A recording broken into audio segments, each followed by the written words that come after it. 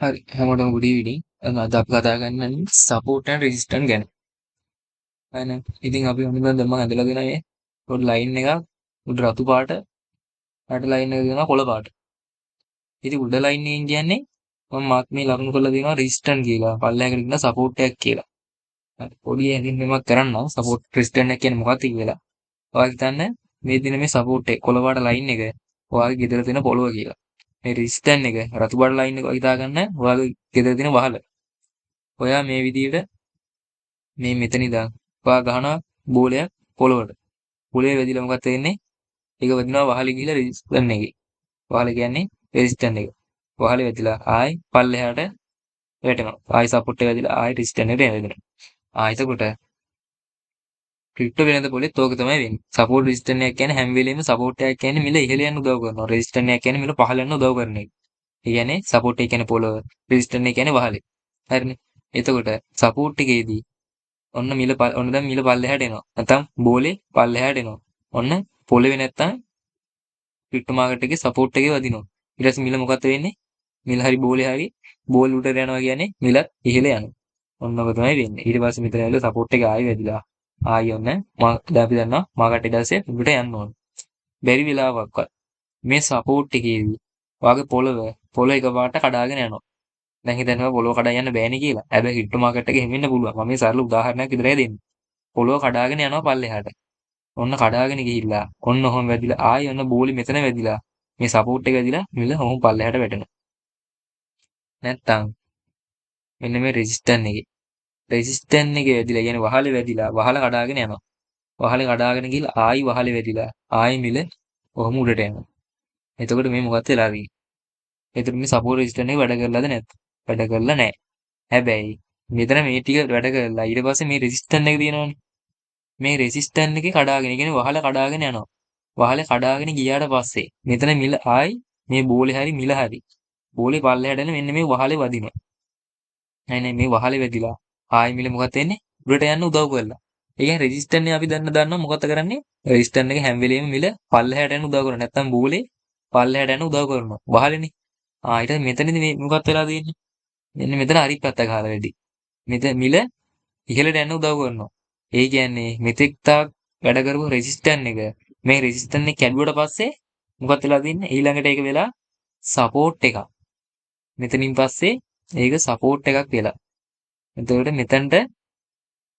මෙතනින් පස්සේ ඒක වෙනවා. මොකද්ද? ඒක වෙනවා වටින් දාගමු. ඒක වෙනවා මෙතනින් පස්සේ සපෝට් එකක්.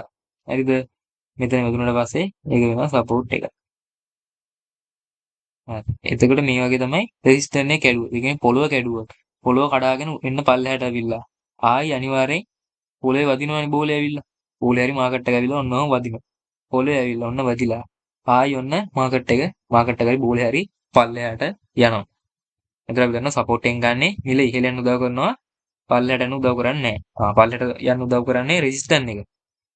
මෙතන මොකක්ද වෙලා තියෙන්නේ?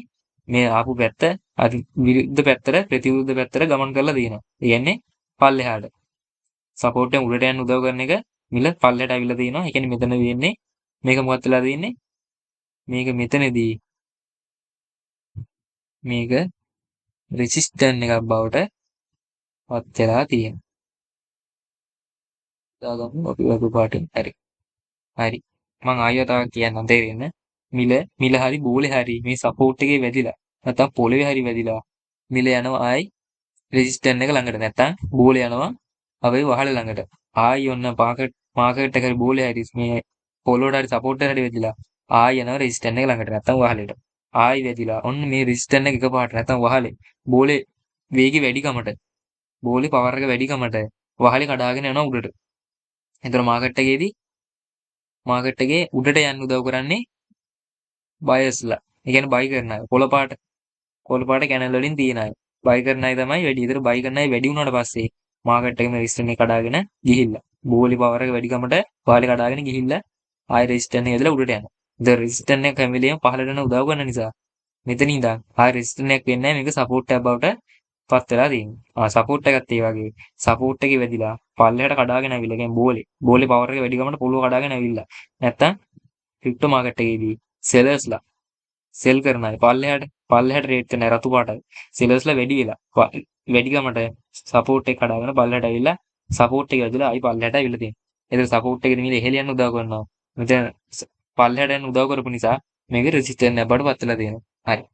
අපි දැන් යන් ක්‍රිප්ටෝ මාකට් එකට. ක්‍රිප්ටෝ මාකට් එකේදී දැන් ඔන්න මම මෙතන සපෝට් රෙසිස්ටන්ට් ඇදගෙන තියෙනවා. හරිද? දැන් මේ සපෝට් එකක් මම ඇදගත්තේ කොහොමද කියලා බලන්න. මේ සපෝට් එක ඇදලා තියෙන්නේ. ඔයාලට පේනවද මේ මෙතන? මේ මෙතන මේ ඕන ටච් කරලා ඇවිල්ලා තියෙනවා මෙතනට පල්ලෙහාට. මෙතන ඇවිල්ලා ආයි උඩට ගිහිල්ලා ආයි මෙතනට ඇවිල්ලා තියෙනවා මාකට් එක. ඒ කියන්නේ නැත්තම් පොළව බෝලි ගහරුවට පස්සේ බෝලි උඩට ගිහිල්ලා ආයි මෙතනට වැටිලා ආයි උඩට ගිහිල්ලා තියෙනවා. ආයි මෙතනට බෝලි වැටිලා බෝලි හරි මාකට් එකට ඇවිල්ලා උඩට ගිහිල්ලා තියෙනවා. හරිද? ආයි ඔන්න උඩට ගිහිල්ලා ආයි මේ මාකට් එකයි බෝලි හරි වැදිලා ආයි ගිහිල්ලා තියෙනවා. එතකොට මොකක්ද වෙලා තියෙන්නේ? නිකම්ම මේක සපෝට් එකක් බවට පත් වෙලා තියෙනවා. හරිද? සපෝට් එකක් හරි රෙසිස්ටන්ට් එකක් හරි වෙන්න අපිට කන්ෆර්මේෂන් තුනක් ගන්න ඕන. කන්ෆර්මේෂන් තුනේ කාරණා තමයි. එකක් තමයි මේ මේ වගේ කන්ෆර්මේෂන් තුනක් එන්න ඕනේ මෙන්න මේ වගේ ටච් වෙලා තියෙන මේ. දැන් මෙතන නම් මේ ඔන්න එකපාරට ටච් වෙලා තියෙනවා. මාකට් එක මුල ඔන්න දෙපාර ටච් වෙලා තියෙනවා. ඔන්න තුන් පාර ටච් වෙලා තියෙනවා. ආයි මාකට් එක මෙන්න මෙතන ටච් කරලා දෙනවා. ආයි පල්ලෙට ඇවිල්ලා ටච් වෙලා ආයි ගිහලා තියෙනවා හතරයි. ඔන්න දැන් මෙතනට ඇවිල්ලා තියෙනවා. මේ මෙතන වෙදිලා මාකට් එක ඊටට ගිහලා තියෙනවා. අපි එච්චර බල්ලත් මේක එතකොට හොඳ සපෝට් එකක් තියෙනවා. ස්ට්‍රෝං. හොඳ ස්ට්‍රෝං ශක්තිමත් සපෝට් එකක් කියලා තියෙනවා. මේ මෙතන ඔන්න ගිහලා තියෙනවා. ඒක දැන් මාකට් එකෙත් ඔන්න වැදිලා තියෙනවා. පොඩි අප් එකක් ගිහලා තියෙනවා නේ. එහෙනම් එතන දැන් ඔන්න ආයි පල්ලට ඇවිල්ලා ආයි ඉහළට යයි කියලා බලාපොරොත්තුවක් තියෙනවා. හැබැයි මේක කැඩුවොත් සපෝට් එක කැඩුවොත් මිල දිගින් දිගටම පල්ලෙහාට වැටෙනවා. එතන මෙන්න මේ රෙසිස්ටන්ට් එක මම දැගත්තේ කොහොමද? මේ රෙසිස්ටන්ට් එක ඇන්නේ ඔයාලට පේනවද මේ? සපෝට් එක වැදලා මිල ඉහළට ඇවිල්ලා තියෙනවා. මිල ඉහළට ඇවිල්ලා මෙන්න මෙතනදී ටච් කරලා පල්ලෙහාට ඇවිල්ලා තියෙනවා. ආයි ගිහිල්ලා මෙන්න මෙතන ටච් වෙලා තියෙනවා. ඔන්න මම අර කිව්ව එක ඇවිල්ලා තියෙනවා. මේ රෙසිස්ටන්ට් එක කඩාගෙන ගිහිල්ලා තියෙනවා.